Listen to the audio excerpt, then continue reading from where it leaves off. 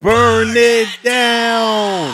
SummerSlam Night 1. Seth freaking Rollins is your new World Heavyweight Champion. It could not have happened to a better person. The guy, CM Punk, who has talked shit about my guy all these years, throwing those little digs. And now, payback comes. My other guy, Drew McIntyre, you ruined his WrestleMania moment. So it came back to you. Let's talk about this whole thing.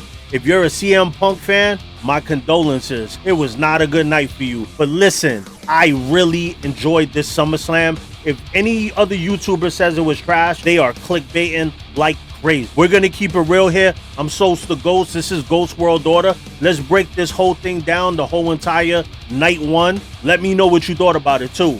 It kicked off with a bang. Our tribal chief, Roman Reigns and Jey Uso against my guy, Bronson Reed and Bron Breakker. Roman coming out as the first match felt very strange to me. I'm so used to him being the main event. It was like, it felt like the main event. I'm like, he's starting the show. Bronson Reed, who is goated as one of my favorites right now, came out with Roman Reigns Jordans wrapped around his neck like a chain. The match was great. There was some great spots. Bron and Bronson did what Bron Breakker's father, Rick Steiner, and his uncle, Big Papa Pump Scott Steiner, when they were the Steiner brothers, they did their finisher. It was like a bulldog off the top rope. Then Jey and Roman did a 1D. It was a lot of good spots in this match. It ends with Bron Breakker spearing Roman Reigns and Jey spearing Bronson, and then he hits him with the splash. 1, 2, 3. The baby faces go over. I'm not completely mad at this, but I personally am a Bronson Reed guy, and I think that he is higher rated in my mind than Jey Uso. I know Jey Uso has accolades, but realistically to me, Bronson Reed is a more powerful, dominant superstar. Like that Tsunami one-on-one, if they're fighting, I don't see him beating Bronson Reed. I see multiple Tsunamis and him getting pinned, but they can get their steam back. They're always in the main event.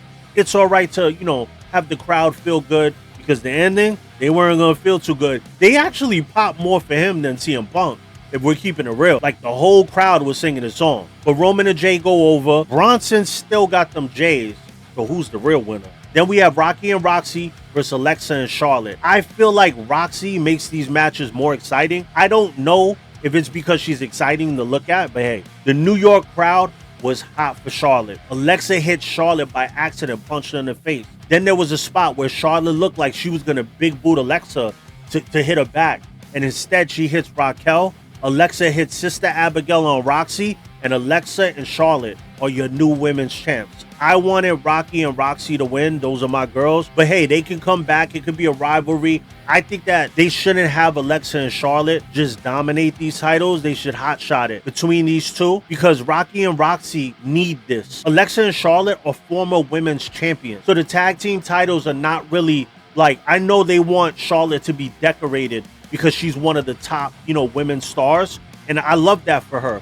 But I want to see Rocky and Roxy really shine. And I also want, when Liv Morgan to come back, they're going to have a program with Liv Morgan and Roxy. And I love Liv. I miss Liv. Let me know in the comments, do you feel that Liv is not around? Like, I feel it, because I like Liv. Liv is like my favorite. Her and Rhea Ripley are like my two favorite female wrestlers.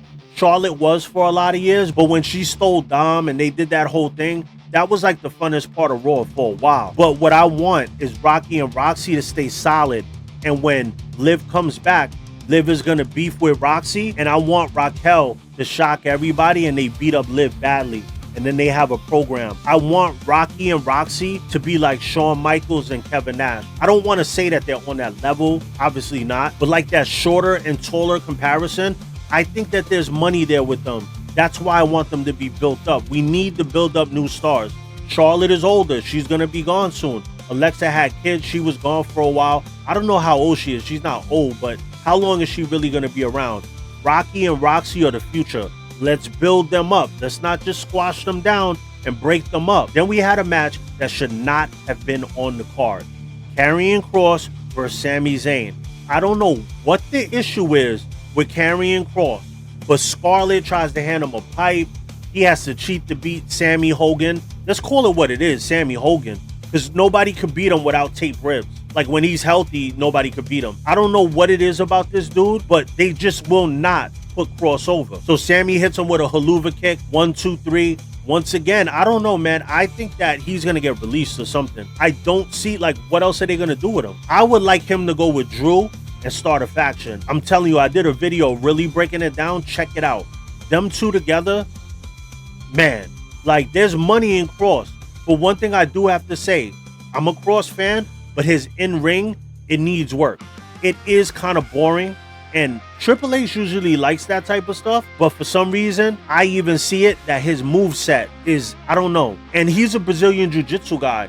So do some devastating moves, do some chokes, do some stuff that looks official. Then they did another tribute to the greatest of all time, Hulk Hogan, the GOAT, undeniable. Then we had Jade Cargill versus Tiffany Stratton. Tiffany tried to shake hands and got a big boot from Jade. Jade hit the Jaded on her, but her boot landed on the rope. Prettiest moonsault ever. Jade loses clean. I cannot believe Jade did not kick out. Like, why have her win a tournament, go through all this stuff just to take the L? I don't understand it. There's no steam behind Tiffany. Her run has been boring. As a heel, I loved her. Like, I was really behind Tiffany when she was a heel. But as a face, I don't know what it is, man. I guess it's just easier to be a heel. I just don't see realistically her beating Jade. Like, you see them two matched up and it just doesn't look realistic to me. I think Tiffany Stratton is the new Sami Zayn. Nobody kicks out of the prettiest moonsault ever. She doesn't even have to do it 2 times. Cody Rhodes got to do 4 of them things to get a win, and he's at the top of the card. Prettiest moonsault ever? Forget it. 1, 2, 3 every time. It makes no fucking sense. Then we had who should be running the company, who should be in the Cody spot, Drew McIntyre and Logan Paul versus Jelly Roll and Randy Orton. Jelly Roll comes out with music that the Honky Tonk Man will come out to back in the 80s. It starts with Logan Paul sucker punching Jelly Roll. He's hilarious. Logan Paul is great. The crowd was heavy behind Jelly Roll. Jelly Roll tried to step to Drew. That shit was so funny. Drew beat his ass. Logan Paul does homage to Hulk Hogan, but he does a split instead of the leg drop. So gay, but so hilarious. It's so heel. Logan hits Jelly Roll from the top rope through the table. You gotta give respect to Jelly Roll. Taking a bump like that is crazy. Then it turns into a handicap match. Then Jelly Roll gets in the ring and grabs Logan Paul by the neck to do a choke slam. And it took like a half an hour. Like, he was just standing there. And then he goes like this. And then Logan Paul jumped so high because he's so athletic. And then he choke slammed him. Then he hit Drew with what I'm going to call the Fat Boy Slam. Drew hits Jelly with a Claymore. Randy hits Drew with the RKO. Jelly Roll's already laid out from the Claymore. Frog Splash, 1, 2, 3. My respect level for Jelly Roll is through the roof. Him coming in and doing the job, come on, y'all. He put them over. You gotta give him respect. That's paying your dues. He's a true fan. Hopefully, Drew is on to the world title now. He needs to be WWE champ. Let's go, Triple H. This is a Roman Reigns level character right here. This match ended the way it should. Then we have the main event. CM Punk versus Gunther for the world title. Gunther destroys CM Punk's chest. Blood everywhere. Those chops, I think, were the loudest I ever heard. Gunther, people hate on him. He is a monster in real life. He is legitimate. CM Punk looked slow, old, and gray in this match. Gunther was beating him bloody. And then there was a spot where he got slammed out on a table and he was bleeding profusely, like old school 80s WWF, NWA, old school Ric Flair. He was bleeding like that. It was a nice series towards the end. He goes for the choke, even though he's bleeding like that. And like, everybody's wondering, like, oh shit, is he gonna choke Punk out? Punk gets out, he hits him with a GTS, and then he's like staggered back. Then he hits him with another GTS. 1, 2, 3. CM Punk is your world champion. Up. Burn it down. Seth Rollins comes out and he has crutches, and he comes out with Paul Heyman, and he basically says, like, I'm on your ass. Within a year, I'll see you. So he goes to walk away and he just drops the crutches. And CM Punk got tears in his eyes. He finally did it, you know? He was crying. Seth Rollins runs down, hits him with the briefcase a couple times. Stomp. 1, 2, 3. Burn it down. Seth Rollins is your new World Heavyweight Champion. I love it. the ending was so fire, and not just because it was a cash-in, because CM Punk has talked bad about people that I got a lot of love for. My role model, Hulk Hogan, the greatest of all time. He always had to throw little digs at him. He cost Drew McIntyre the world title at WrestleMania. So this is his comeuppance. And I love it because my boys, Braun Breaker, Bronson Reed, they're all posing. The crowd is going crazy for Seth Rollins and the crew. Please, WWE, give them theme music. Give them theme music. Give them a name. The writers of WWE should be fired. The bookers who booked these matches, great fucking job today. Honestly, this was one of the best book events I've seen of WWE in a while.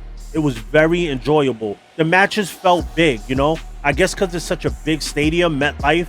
You know what I'm saying? Where the New York Giants play, the greatest football team in the world. I happen to be a Giants fan, so I'm just a little delusional right now. We suck right now.